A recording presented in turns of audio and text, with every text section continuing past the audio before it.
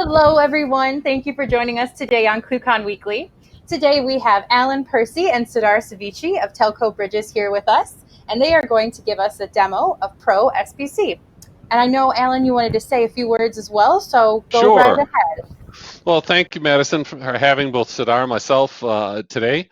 We're really excited. You know, we attended ClueCon a few weeks ago and had a great time. It was our first ClueCon, and if there was any regrets, that I missed the first 14. So there you go. So it was a great event, and thanks for putting on an awesome event. While we were at the event, we had a lot of folks come to our table and learn a little bit about our FreeSBC and ProSBC platform.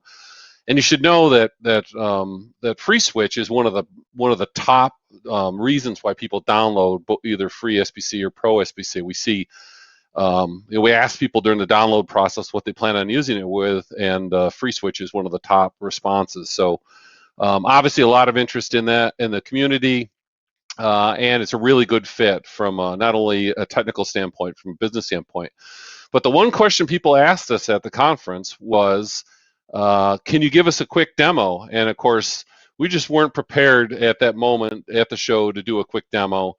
It's what happens when you stick a marketing guy and a sales guy at a trade show is, our technical level of expertise is almost there. So anyway, so we decided to do is invite Sudar, who's one of our wizards behind the scenes. He's part of our customer support team. He's based in Turkey, and that's why it's quite dark where he is in his office. And he's been a great asset to the team. He joined the company too about 18 months ago, just about the same time I joined the company. And so with that, Sudar is going to give a demo, a walkthrough demo of what the activation installation process is like for ProSBC, starting right from the very beginning. So Sudar, why don't you take it from here and just maybe quick explain what people are going to see and then dive right in. Okay, so here in our sample, I'm going to use one of our SBC installed on AWS, and I will also have two FreeSWITCH installed in same AWS instance. So let's start with the login screen from here. First of all, you need to know we are using 12358 port to log in our web GUI. When you log into our web GUI, you will see this screen. So I'm going to show you how easy to configure a SIP trunk with FreeSBC and FreeSWITCH. So first step you need to do is to configure the IP interfaces in the FreeSBC. But you need to know on the AWS, all IP interfaces are coming pre-configured because of the AWS topology. Okay, so if you want to configure standalone server in your network, or if you want to deploy FreeSBC, ProSBC with the VMware or any other virtual machine, first of all, you need to configure your IP interface here. Okay, so it's very easy to configure. You just need to click to create a new interface, give a name, select the services, okay, and you need to give the IP addresses. The second step is to create a SIP stack. Okay. Just give a name. So here you can see we have other advanced options and some header parameters to add, or you can play with the session timers. Okay, so I'm just going to leave it them default values and click to create. So our SIP stack is configured now. So we need to create transport servers. So these transport servers are actually our entry points for the SBC. Okay, so let's give a name, Web0 transport server. Here you need to specify which port type you are going to use. You can select UDP, TCP or TLS, which port you are going to receive the SIP messages, and which IP interface you want to use this port type and port. So here in our sample, we only have one IP interface. So I'm selecting Web server and create. So if you have multiple networks, for example, if you want to separate internal network and external network, then you need to add transport server for each network. So after configuring the transport server, we need to, the third step is the adding NAPs. NAP means is network access point. It is an entry point, entry and exit point for SIP traffic. Okay. So in our sample, I will create two NAPs, one for two networks, one for FreeSWITCH and one for the operator. So let's say create new NAP, give a name. Gotta spell it right. Sorry. There you go. Switch. Oops. Okay, very good. So here you need to select which transport server will be used for this network. Okay. Here I select Web0, and you need to specify which RTP port, which port range will be used for the RTP. Okay. Now, here we need to give the proxy address of this network. You can use any IP address, or you can use an FQDN of your FreeSWITCH. If you want to use FQDN in the NAP settings, you need to configure local, you need to configure the DNS too. So in my sample, I am going to use static IP address, one of the static IP address of my FreeSWITCH. Okay. So I say save. And I will create a ITSP SIP trunk network. Okay. Let's say SIP trunk.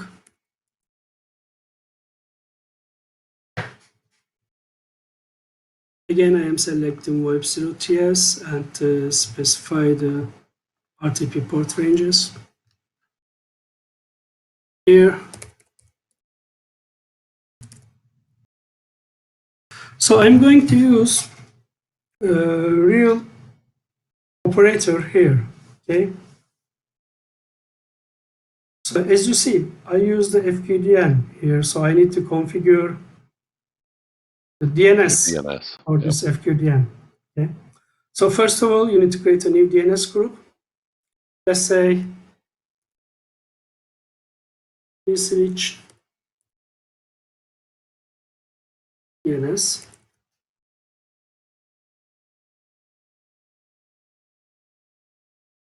And you need to create a new DNS server. I'm going to use the Google one just for test.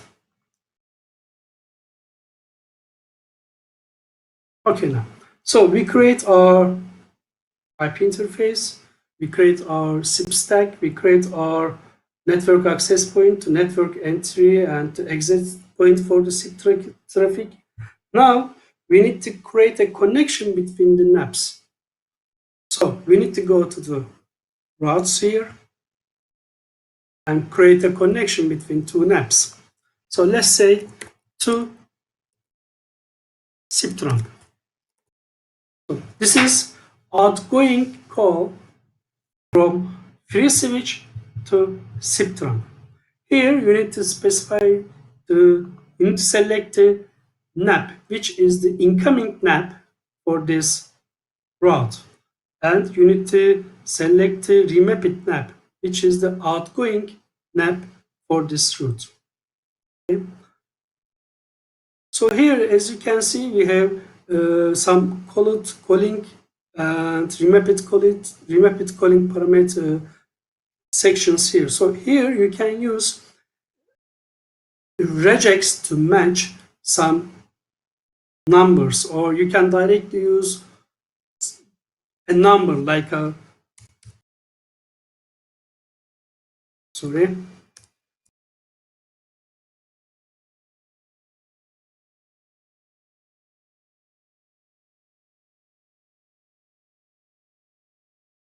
Okay, this trunk will be used only if the colit number equals to this phone number. Okay? If you don't enter anything here, everything is going to go to zip trunk if it's coming from FreeSWITCH. So I say create. So now we need to create incoming trunk for the FreeSWITCH. We create outgoing trunk, outgoing route. Now we need to create an incoming route for the FreeSWITCH. From zip trunk. This time I select zip trunk and the map map will be FreeSWITCH and create. So actually the configuration is ready now between zip trunk and your FreeSWITCH. Okay, so FreeSBC will be in the middle, and we are going to communicate with zip trunk, and we are going to communicate with the FreeSWITCH, and we are going to route all the calls to FreeSWITCH to zip trunk to FreeSWITCH. But first of all, we need to activate our configuration. Okay, so in the system screen, you will see validate configuration and activate configuration sections. In the validate configuration, if you click the validate button, it's going to check your configuration, and if it's found any problem related with your configuration, it's going to give you an error message. Okay, so it's good to validate the configuration before activate. So after validate, I'm activating my configuration. Okay, now here you can, from the status screen, you can see the NAP status. As you see, these are green, so it means the NAP's network access points are up, and we have a communication between these two entry points. So actually what we do, we are sending options messages and receiving 200 OK for the NAPs. So let's talk a little bit about this screen, okay? So in this screen, you can see status of the system, and the most useful part for the screen actually the calls. So here you can see all the incoming calls, outgoing call legs, how many calls are answered, how many calls are terminated. I mean, very detailed things related with your call. Here we have backup screen. Okay. You can create a database backup. Actually, I recommend you create each time when you make any configuration change. You can create a database backup here manually, or you can upload also database backup to your SPC. On the system menu, we already talked, but here I can say you can also activate the packages from this screen. The package is actually the SPC software running on the system. Okay. So now let me change the configuration, and we can make little demo here.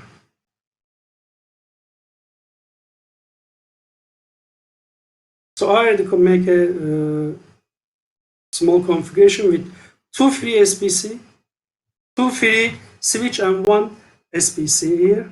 Okay, so they are now up and running. So if I call number, let me try to show you. So you're calling a telephone number that's one of the DIDs on the local SIP trunk. Correct. Yep.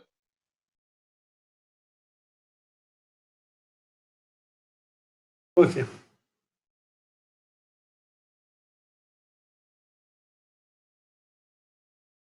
So what?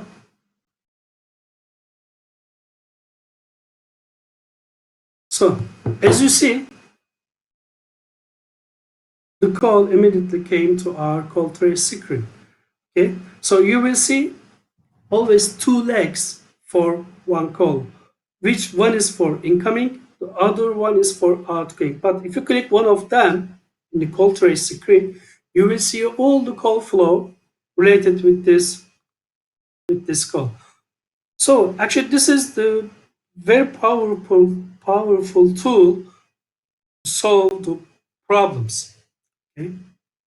You can see here the messages between two endpoints, okay, and some details, for example, related with the SDP or which port you used. So it's a very powerful tool, and it comes with the Pro Edition. Okay, comes with the Pro Edition. Right. So let me show you here. I have two NAPs, FreeSWITCH 2 and FreeSWITCH 1. Actually, these are the real running free switches on the AWS at the moment. I have one SIP trunk, and here in the route, I need to create two different routes for each free switch. Okay. One more thing I want to talk about the routing script. For example, in this configuration, I give priority 1 to each route, and this means the calls are going to use route robin method between two free switches. Okay? So first call will go to the free switch 1, the second call go to free switch 2, third call to 1, fourth one to 2, and keep going. But you can use, for example, if you give rate 100 here, okay, so this means all calls coming from SIP trunk will go to the free switch 1 until free switch 1 is down. So as you can see, I mean, it's very simple to make load balancing between the free switches, and with the routing script, of course. Let me show you scripting. Okay, with the routing script, you can add many more functionalities to your SBC. I think I am done. Good. Yeah. As a matter of fact, you just showed real quick a peek at Yeah. the various routing scripts. There's a lot more power, way beyond what Serdar showed.